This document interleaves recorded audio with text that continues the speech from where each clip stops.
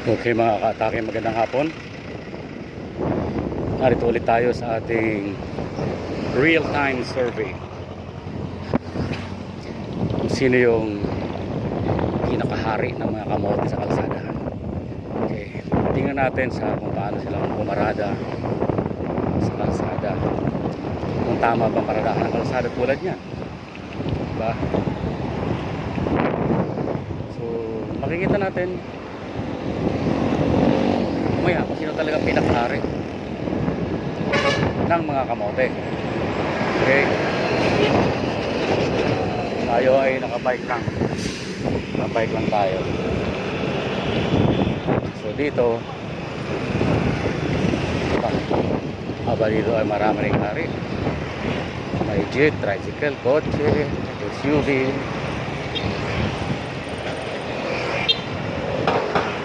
So kung susumahin,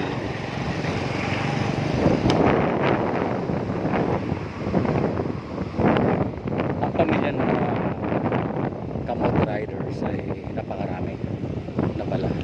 Ayan o, kaliwa kanan yan. Ito din. So ano kaya ang ginagawa ng local government dito?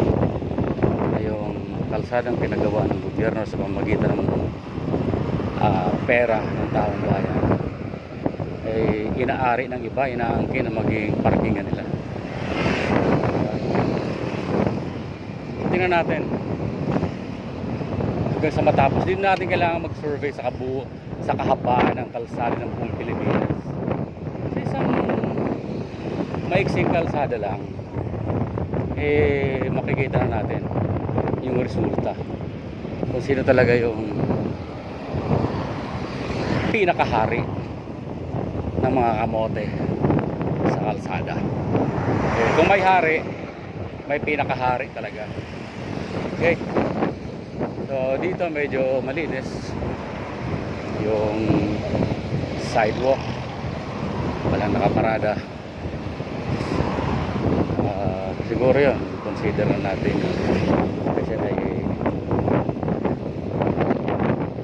isang business park.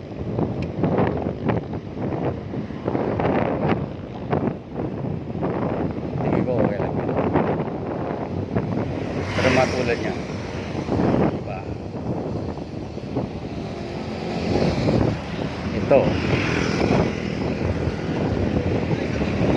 yung sidewalk, ginawang tindahan. Ayan, kitang kita, maliwanag ang ebidensya na nabili nila yung sidewalk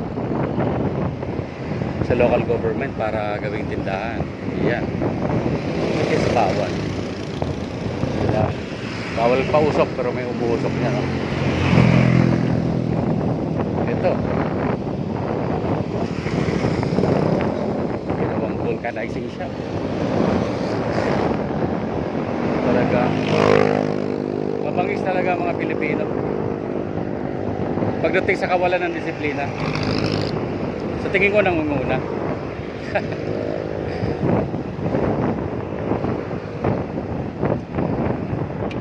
Ay nako. So tayo ay tumatakbo lang ng chill ride. 28 lang ang ating chill ride lang tayo. 28 lang ang speed natin. Mahirap na 1 hands lang tayo. Hindi tayo pwedeng masyadong mabilis.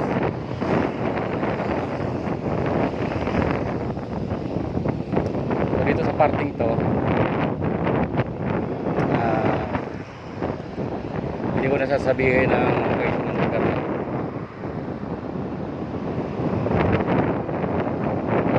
Sa public. So, sino mong pwede magpapos sa karapatan ko?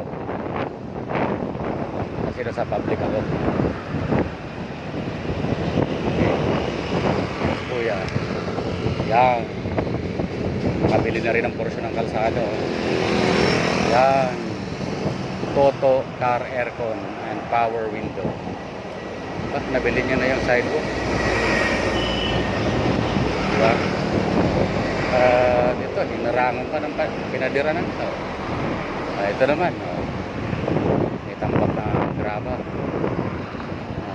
tawag yan ay mabangis, diba? Sa tingin ko mamaya matutal natin kung sino yung pinakahari ng kalsada. Okay. At sa wakas, sa tingin ko wala talagang hari ng kalsada, kundi merong mga haring kamote sa kalsada. Okay, so ganito na lang guys, masikip na dyan, mahirap na, baka madisgrasya tayo.